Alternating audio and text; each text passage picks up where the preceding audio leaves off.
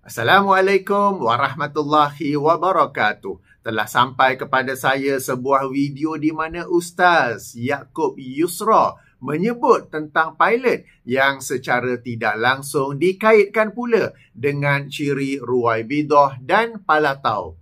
Bagi yang tidak tahu, Palatau adalah logat utara yang merupakan singkatan kepada kepala tahu. Lebih lanjut, ia bermaksud orang yang buat-buat tahu, pura-pura tahu, padahal sebenarnya tidak tahu. Orang utara, betul ke saya jelaskan ni? Okey. Video ini sebenarnya adalah daripada program Tanyalah Ustaz yang disiarkan di TV3 dan TV9 pada 24 Februari yang lepas. Sudah beberapa bulan berlalu, namun nampaknya baru saja ia menarik perhatian beberapa sahabat saya, lalu kemudian dimaklumkan kepada saya. Ayuh kita tonton, kemudian saya berikan sedikit ulasan dan react. Sebelum itu, seperti biasa, minta para penonton yang dirahmati Allah sekalian agar menjaga adab dan akhlak apabila memberi komen. Apatah lagi, dalam video ini saya ada kemukakan beberapa soalan kepada Ustaz Yaakob Yusra. Maka kita beri beliau peluang dan ruang untuk menjawabnya, insya-Allah. Baik, saya mainkan potongan daripada program terbabit. Ayuh kita dengar. Sebab tu dalam nak buat masjid, adab dia apa? Kena merujuk kepada ikhtisas. Siapa dia ikhtisas? Ahli-ahli. Adanya arkitek, adanya CNS ataupun disebutkan engineer civil and structure, adanya MNE, mechanical and electrical, adanya surveyor, adanya planner, adanya segala mak nenek. Benda ni bukan nak ceh harga pelik-pelik dah. Baru saya pun faham bila kita buat masjid, baru kita tahu masya-Allah banyaknya konsultan-konsultan yang terlibat. Dan bila dalam mesyuarat, baru kita faham kenapa kewujudan mereka kena ada. Kerana mereka memandang daripada kepakaran dan adat ilmu masing-masing. Libat urus. Libat urus. Saya masuk dalam mesyuarat, oh subhanallah, hebat. Betul. Sekecil-kecil benda pun mereka akan menilai.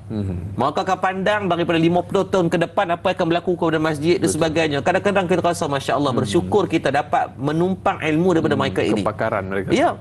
Dan memang dari segi polisi yang dikeluarkan daripada majlis sendiri untuk mendapatkan kelulusan adalah masjid itu mesti mempunyai fasiliti untuk orang-orang kelainan upaya ini. Ini dah bukan pilihan, ni compulsory. Tapi kalau masjid tu tak ada, maksudnya apa? Memang mereka buat ikut teradap ya. Tidak melibatkan kepakaran-kepakaran ini. Tuan-tuan, belajar menghormati adab ataupun kepakaran orang. Kalau kita pergi hospital, betul, cuba tengok macam mana doktor. Walaupun dia doktor ni, dia pun nak, sebelum nak jadi doktor, dia dah masuk 5 tahun pembelajaran, 6 tahun pembelajaran itu, dia belajar secara basicnya semua dia belajar. Belajar tak sambut budak, belajar ikat, belajar duduk kat emergency, belajar nak tengok apa semua, dia pun belajar secara total. Nah, tapi saya masih ingat waktu isteri saya nak bersalin anak yang kedua, waktu tu di hospital kerajaan biasa, subhanallah, waktu nak cucuk ubat bius, dia telefon tanya ada tak pakar. Walhal saya tanya, doktor boleh bisa? Boleh. Tapi dia kata bila ada doktor pakar, maka kami wajib untuk merujuk kepada dia, mendapatkan kebenaran dia. Maka kata cantiknya keunikan bagaimana tengok, walaupun dia boleh, tetap dia menghormati orang yang memiliki ilmu yang lebih daripada itu. Ni tak kita nak hantam kromo. Kan? Hari ni akhir zaman, Nabi sebut apa? Golongan Ruwaibidah, nak cakap semua benda. Berasa seolah-olah dia paling pandai. Kan? Dia tugas dia ni apa, kerja dia sebagai pilot, tapi tuan-tuan masya-Allah dia nak bercakap semua tentang ilmu hadis. Allah. Kan dia ni sebagai seorang ustaz nak bercakap tentang ilmu yang di luar bidangnya. Ya, kamu mungkin ustaz tapi ada benda yang kamu reti dan ada benda yang kamu tak reti. Jangan buat palatau semua benda. Ni semua benda orang tanya ni semua boleh jawab, lebih daripada Google Translate lagi. Nah, maka sebab tu kena hati-hati dalam bab ni, ambil manfaat untuk kita merujuk kepada ahli-ahlinya, insya-Allah. Baik, ulasan pertama. Ustaz menyebut tentang pilot dan secara tidak langsung dikaitkan dengan ciri Ruwaibidah dan Palatau. Namun, tidak disebut siapakah pilot tersebut. Di sini ada dua perkara yang ingin saya katakan. Pertama, jika benar ada pilot yang benar-benar menepati ciri Ruwaibidah yang disebut dalam hadis Rasulullah sallallahu alaihi wasallam, maka hendaklah disebut namanya secara spesifik supaya orang ramai dapat menjauhinya. Ini kerana Ruwaibidah adalah satu ciri yang bahaya, maka hendaklah orang ramai mengenal pasti siapakah dia supaya dapat dijauhi. Tentang Ruwaibidah ini, ia merujuk kepada sebuah hadis yang dikeluarkan oleh Imam Ibn Majah dalam sunannya, hadis nombor 4026 atau penomboran lain hadis nombor 4036 dengan darjat yang dinilai sahih oleh Syekh Al-Albani, di mana Rasulullah sallallahu alaihi wasallam bersabda, maksudnya akan datang kepada manusia tahun-tahun yang penuh dengan penipuan dan tipu daya. Kata-kata pendusta dibenarkan dan didustakan pula percakapan orang yang benar. Diberikan amanah kepada pengkhianat dan dikhianati pula orang yang amanah. Kemudian akan berkata-katalah golongan Al-Ruwaibidah, golongan Al-Ruwaibidah. Baginda sallallahu alaihi wasallam ditanya, siapakah golongan Al-Ruwaibidah itu? Maka baginda menjawab, orang yang bodoh lagi fasik berbicara berkaitan perkara umum yang besar. Akan tetapi, walau bagaimanapun, namun begitu, sudah tentu tidak cukup dengan berkata si fulan bin si fulan adalah Ruwaibidah. Hendaklah dikemukakan bukti yang jelas lagi kukuh kenapa disandarkan ciri Ruwaibidah kepada individu tersebut. Sudah tentu seorang Muslim tidak akan secara mudah menuduh Muslim yang lain sebagai bodoh dan fasik. Lebih lanjut tentang hadis Ruwaibidah ini serta penjelasan para ulama tentang maksudnya, sila rujuk link dalam kotak description. Kedua, jika tidak ada bukti jelas lagi kukuh, maka jangan disebut apa-apa. Ini kerana apabila disebut pilot, para penonton akan tertanya-tanya dan bersangka-sangka siapakah pilot tersebut.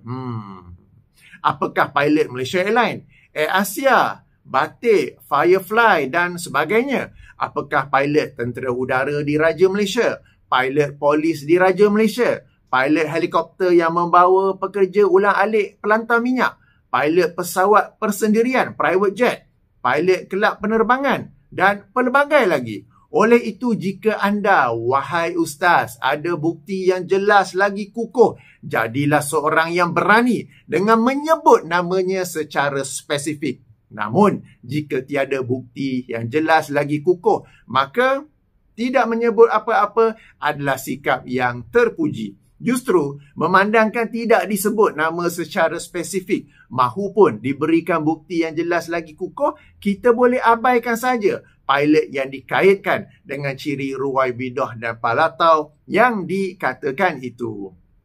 Baik, ulasan kedua. Kemudian Ustaz Yaakob Yusra membuat satu analogi tentang seorang ustaz yang nak bercakap tentang ilmu yang di luar bidangnya. Beliau berkata lagi, saya nukil ya, ya, kamu seorang ustaz tetapi ada benda yang kamu reti dan ada benda yang kamu tak reti. Melalui analogi ini, ustaz cuba sampaikan mesej bahawa masing-masing bercakap dalam bidang masing-masing. Ustaz cakap bidang agama, pilot cakap bidang penerbangan atau aviation, peguam cakap bidang undang-undang, arkitek cakap bidang seni reka bentuk bangunan dan seterusnya. Jangan cakap di luar bidang masing-masing. Para penonton yang dirahmati Allah sekalian, ini adalah komen yang biasa saya dengar, yang biasa saya terima. Orang yang memberi komen seperti ini atau apa-apa yang seumpamannya menganggap semua orang kebijaksanaan berada pada level atau tahap yang sama. Justru apabila mereka sendiri memiliki tahap kebijaksanaan yang rendah, mereka menyangka semua orang berada pada tahap kebijaksanaan yang sama-sama rendah dengan mereka. Apabila mereka dalam bidang mereka sendiri, dalam kerjaya mereka, nyawa-nyawa ikan, Bererti dalam bidang mereka pun mereka tidak bijaksana, mahu pun cemerlang. Maka mereka menyangka semua orang lain berada pada tahap atau level yang sama dengan mereka. Jika dalam bidang mereka pun, jika dalam bidang sendiri pun mereka tidak mampu menguasai dengan baik, maka bagaimana pula dengan bidang lain? Mereka lebih-lebih lagi tidak dapat menguasainya. Lalu mereka mengembangkan perkara ini kepada orang lain. Mereka menyangka orang lain sama tahap, sama level dengan mereka, sehingga orang lain itu pun tidak mampu menguasai sesuatu lain di luar bidang masing-masing. Ini saya sebut secara hikmah dan berlapik-lapik lah. Kalau nak sebut secara direct to the point, mudahnya sebahagian orang mereka tu bodoh. Lalu dengan kebodohan itu mereka anggap semua orang sama-sama bodoh dengan mereka. Macam over lah pula. Delete padahal tadi. Okey, baik. Akan tetapi, walau bagaimanapun, namun begitu, bukan semua orang sama seperti yang saya cerita tadi. Ada ramai lain yang mengetahui bahawa Allah Subhanahu Wa Taala mengurniakan kebijaksanaan yang berbeza-beza kepada insan yang berbeza-beza. Justru atas kebijaksanaan yang berbeza-beza ini, ada saja manusia yang boleh, yang mampu menguasai lebih dari satu bidang. Orang yang mengetahui hal ini, mereka sendiri adalah orang yang bijak. Lalu atas sebab kebijaksanaan inilah, mereka tidak mengelompokkan semua manusia pada satu tahap atau satu level kebijaksanaan yang sama saja. Sebenarnya bukan saja dari sudut kebijaksanaan, tetapi dari sudut kecergasan fizikal. Kecergasan mental kan. Dari sudut fizikal pun bukan semua orang sama. Ada orang boleh lari maraton 10 km, ada orang 5 km, ada orang tak sampai beberapa meter dah mengah-mengah kan. Jadi dari sudut fizikal pun berbeza-beza, dari sudut kecerdasan mental pun berbeza-beza. Jadi tak boleh anggap semua orang berada pada level yang sama. Okey, oleh itu bagi orang yang tidak berapa nak bijak ni, maka cukup untuk anda memberi fokus kepada bidang anda sahaja. Yang penting jangan anggap orang lain sama-sama tidak bijak seperti anda. Bagi orang yang lebih bijak, dipersilakan memberi fokus kepada bidang anda dan bidang-bidang lain yang di luar bidang anda. Okey. Di hujung potongan video tadi, Ustaz ada kaitkan orang yang boleh jawab semua benda, dia lebih daripada Google Translate. Ini saya dengar, saya macam gaul kepala sikit. Sejak bila Google Translate boleh tahu semua benda yang ditanya kepadanya? Jika ditanya terjemahan perkataan atau ayat, itu Google Translate bolehlah. Meskipun ada terjemahan yang mungkin tidak tepat, yang kena adjust lagi kan. Tetapi Google Translate sejak awal memang tidak tahu semua benda. Dan memang pada asalnya para programmer yang membuat Google Translate tidak merancang untuk menjadikan Google Translate itu tahu semua benda yang ditanya kepadanya. Ulasan ketiga. Ustaz ada bercakap tentang kepakaran dan ahli, di mana antara adat atau adab ilmu ialah biar ahli atau pakar yang bercakap tentangnya. Ustaz juga menyebut tentang belajar menghormati kepakaran orang dan menghormati orang yang ilmunya lebih. Baiklah, berdasarkan apa yang Ustaz sendiri sebut dalam potongan video yang sama-sama kita dengar tadi, saya nak tanya beberapa soalan. Boleh ya Ustaz? Ini saya tanya secara jujur sebab saya memang tidak tahu latar belakang kepakaran atau keahlian Ustaz. Baik, soalan pertama. Tajuk program Tanyalah Ustaz pada 24 Februari itu ialah Si Kecil dan Masjid. Soalan saya, adakah Ustaz seorang pakar kanak-kanak, perunding atau konsultan kanak-kanak, atau kaunselor kanak-kanak? Sehingga dengan itu, Ustaz berasa layak untuk berbicara topik berkaitan kanak-kanak selama sejam 20 minit. Soalan kedua, dalam program tersebut, Ustaz beberapa kali membacakan hadis dan mengemukakan hadis. Bahkan lengkap dengan nombor rujukannya. Ini sesuatu yang bagus, alhamdulillah. Pun begitu, saya ingin bertanya, apakah ustaz seorang ahli hadis atau pakar hadis sehingga berasa layak untuk mengemukakan hadis-hadis Rasulullah sallallahu alaihi wasallam sebagai rujukan? Soalan ketiga, dalam program tersebut, ustaz membaca satu ayat Al-Quran. Yang ini ayat ke-6 surah At-Tahrim. Soalan saya, adakah ustaz ahli Al-Quran atau pakar Al-Quran sehingga berasa layak untuk mengemukakan walaupun satu ayat Al-Quran sebagai rujukan? Ingat ya, gelaran atau panggilan ustaz di Malaysia adalah sesuatu yang sangat longgar. Ia tidak menjamin seseorang itu adalah ahli atau pakar dalam bidang tertentu dalam agama. Justru sebab itulah saya bertanya supaya kita semua sama-sama dapat tahu kepakaran ustaz. Soalan keempat. Dalam program yang sama tu juga, ustaz beberapa kali menyebut istilah atau ayat pendek dalam bahasa Inggeris. Soalan saya, adakah ustaz ahli atau pakar bahasa Inggeris? Jika jawapan kepada satu atau lebih soalan saya ini adalah ya, maka saya ucapkan Masya Allah dan tahniah. Baik, untuk ulasan seterusnya, ada potongan video lain yang ingin saya mainkan. Kita masih merujuk kepada program yang sama, cuma potongan pertama tadi merujuk kepada minit ke-36, sementara potongan kedua ini merujuk kepada minit ke-58. Ayuh kita tonton. Sebelum itu, terima kasih saya ucapkan kepada pihak TV3 dan TV9 untuk potongan video ini dan yang sebelumnya. Link bagi video penuh dalam kotak description. Allah. Dan dari satu sudut lagi ustaz, galakkan macam contohnya kita dah nak masuk Ramadan ni ustaz.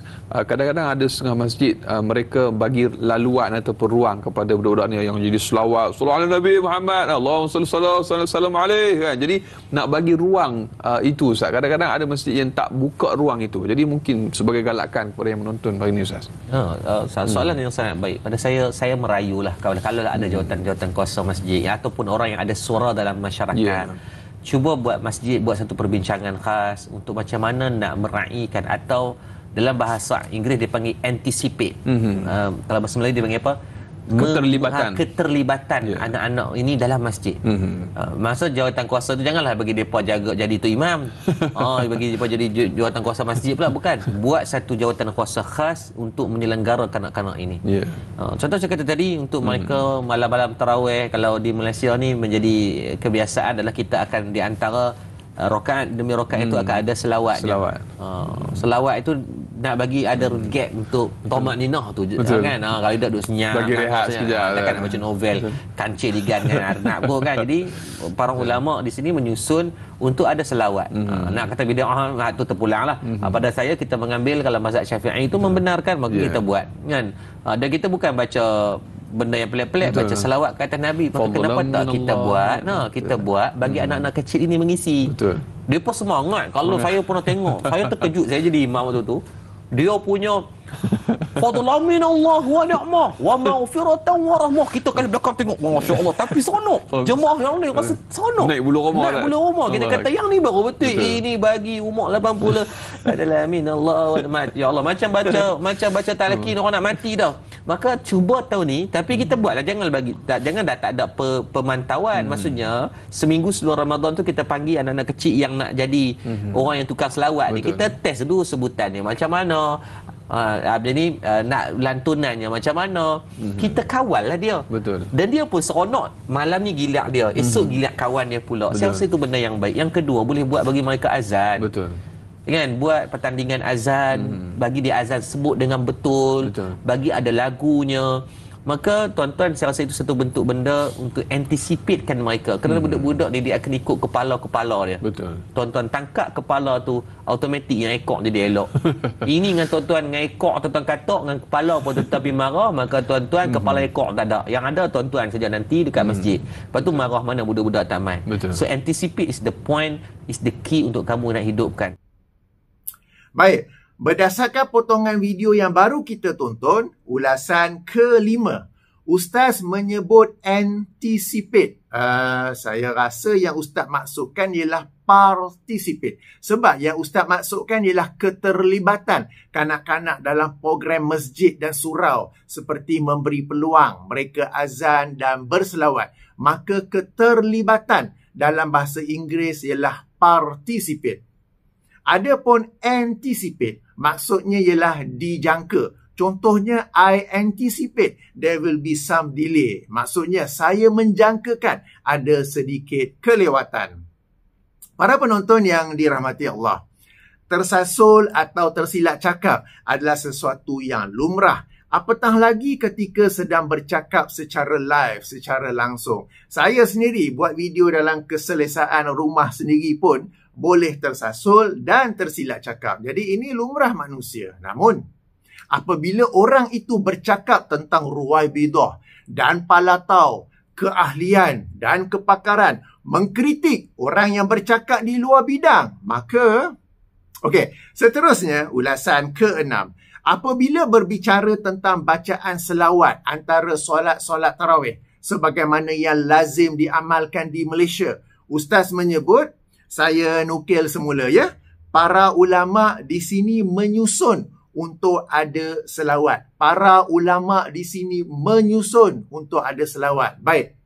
Boleh saya minta Ustaz kemukakan rujukan lengkap para ulama yang menyusun selawat sebagaimana yang diamalkan di Malaysia? Para ulama ni plural. Jadi minta paling kurang 7. Banyak sangat kot. 5. Okeylah 3 lah. Minta paling kurang 3. Silap.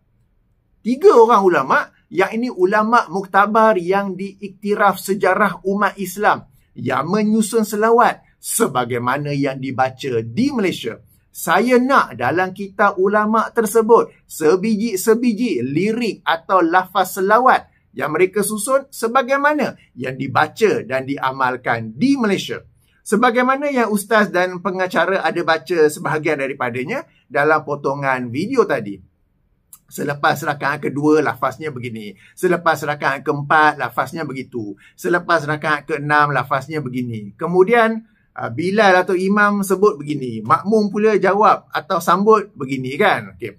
Ustaz bagi rujukan daripada perisian Maktabah Syamilah, lagi bagus. Saya dan ramai lain dapat sama-sama merujuk. Jika tidak, kita sama-sama ulang kaji semula hadis ruwaibidah dan istilah palatau yang Ustaz sebut dalam potongan video yang pertama tadi. Ulasan ke-7 dan terakhir. Okay. Selain para ulama yang menyusun selawat, Ustaz juga berkata bahawa ia adalah sesuatu yang dibenarkan dalam mazhab Asy-Syafi'i. Maka, sudah boleh jangka ke soalan saya? Sudah boleh anticipate ke soalan saya? Pandai semua. Okey. Baik, minta jasa baik Ustaz kemukakan rujukan lengkap dalam mazhab Asy-Syafi'i yang membenarkan amalan membaca selawat sebagaimana yang diamalkan di Malaysia. Ingat ya, baik untuk soalan ini atau soalan yang sebelumnya tadi, saya merujuk kepada lafaz selawat yang khusus lagi spesifik sebagaimana yang diamalkan di Malaysia. Jika sekadar masing-masing jemaah berbuat apa yang dia suka ketika waktu rehat di antara solat-solat tarawih, maka itu kita semua maklum dibolehkan. Maksudnya, si fulan A ingin berselawat sendiri-sendiri, silakan. Si fulan B ingin bertahlil la ilaha illallah sendiri-sendiri, silakan. Si fulan C ingin berdoa sendiri-sendiri, silakan. Si fulan D tak baca apa-apa tapi dia urut kaki yang dah lenguh tu.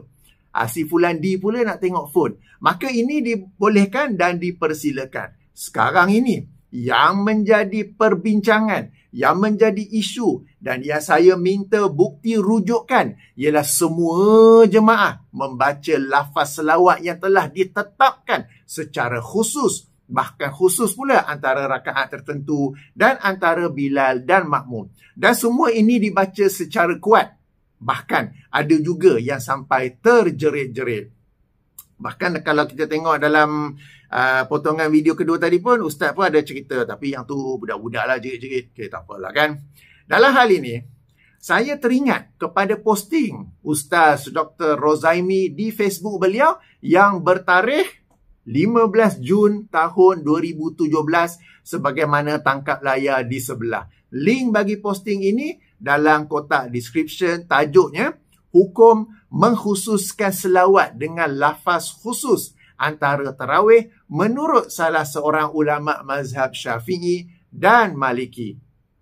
Beliau mengemukakan penjelasan Al-Imam Ibn Hajar Al-Haytami rahimahullah, seorang ulama besar dalam mazhab Asy-Syafi'i yang wafat tahun 974 Hijrah, di dalam kitabnya Al-Fatawa Al-Kubra Al-Fiqhiyah, di mana beliau pernah ditanya. Maksudnya, saya bacakan daripada laman web. Apakah, maknanya orang bertanya kepada imam, apakah disunatkan selawat ke atas baginda sallallahu alaihi wasallam di antara rakaat-rakaat tarawih, atau perbuatan itu adalah bid'ah yang ditegah? Maka jawab Imam Ibn Hajar Al-Haytami, selawat di tempat tersebut secara khusus tidak kami dapati ada sesuatu bukti di dalam sunnah, dan tiada juga dari perkataan sahabat-sahabat kami. Maksud sahabat di sini ialah tokoh-tokoh para ulama dalam mazhab Syafi'i yang lain, ya. Maka ia adalah satu bid'ah ditegah darinya bagi sesiapa yang melakukannya dengan maksud ia adalah sunnah pada tempat tersebut secara khusus. Kecuali, ada pengecualian, kecuali orang yang melakukannya bukan dengan maksud ini, seperti dia maksudkan selawat itu pada bila-bila masa adalah sunnah dari sudut umum. Okay. Kemudian Dr. Rozaimi menulis, kemudian beliau bawakan dalil-dalil yang bagi beliau tidak cukup menjadi dalil selawat rujuk, tidak cukup menjadi dalil selawat secara khusus. Sila rujuk jilid 1 muka surat 186 cetakan Abdul Hamid Ahmad Hanafi, Mesir. Baik, daripada nukilan ini, Imam Ibn Hajar Al-Haytami ini bukan imam calang-calang imam Masjid Surau, kita tahu. Ini imam besar dalam mazhab Asy-Syafi'i, wafat tahun 974 Hijrah. Beliau telah membezakan antara selawat yang dibaca secara khusus dan yang dibaca secara umum. Ini sebagaimana yang telah saya jelaskan tadi. Maka, masih merujuk kepada soalan yang sama bagi ulasan yang ketujuh ini, ingin saya perincikan kepada beberapa soalan kecil, ya. Okey. Soalan pertama, minta jasa baik Ustaz kemukakan rujukan lengkap dalam mazhab Asy-Syafi'i yang membenarkan amalan membaca selawat sebagaimana yang diamalkan di Malaysia. Saya tak mau rujukan yang kata boleh selawat saja. Tak. Saya nak yang spesifik sebagaimana yang diamalkan di Malaysia. Sebab Ustaz sendiri dalam video tersebut merujuk kepada selawat yang diamalkan di Malaysia. Dan Ustaz sendiri secara spesifik berkata ia dibenarkan dalam mazhab Asy-Syafi'i. Jadi, minta rujukan lengkap sebagaimana Ustaz Dr. Rozaimi telah memberi rujukan lengkap dalam tangkap layar tadi, ya. Maknanya tajuk kitab, penerbit, jilid berapa, muka surat berapa, teks Arabnya dan terjemahnya. Kalau Ustaz terjemah tu lagi bagus. Tak payah kita rujuk Google Translate, kan? Okey. Soalan kedua. Apakah dalam isu ini berlaku khilaf atau ada dua kaul di kalangan ulama Asy-Syafi'iyah? Sebab Imam Ibn Hajar Al-Haytami telah membida'ahkan selawat secara khusus antara solat tarawih. Ustaz pula kata ada atau dibenarkan dalam mazhab Asy-Syafi'i. Jadi macam mana? Ada khilaf, ada dua kaul ke macam mana? Soalan ketiga, jika berlaku khilaf, kaul manakah yang rajih atau muktamad di kalangan Asy-Syafi'iyah? Soalan keempat, siapakah yang merajihkan pendapat itu untuk diterima dan disampaikan oleh Ustaz seperti mana dalam potongan video tadi. Tadi tu Ustaz sampaikan kaul yang rajih ke, kaul yang secondary ke, yang kedua ke tak ada langsung. Tak apa, kita bagi ruang dan peluang untuk Ustaz menjawabnya kemudian, ya. Jadi minta jasa baik Ustaz menjawab soalan-soalan saya ini dengan sejelas-jelasnya supaya kita semua berpuas hati dan tidak perlu lagi mengulang kaji maksud ruwaibidah dan palatau. Baik, Sehingga sini sahaja ulasan saya. Saya akhiri dengan subhanakallahumma wa bihamdika asyhadu an la ilaha illa anta astaghfiruka wa atubu ilaika. Assalamualaikum warahmatullahi wabarakatuh.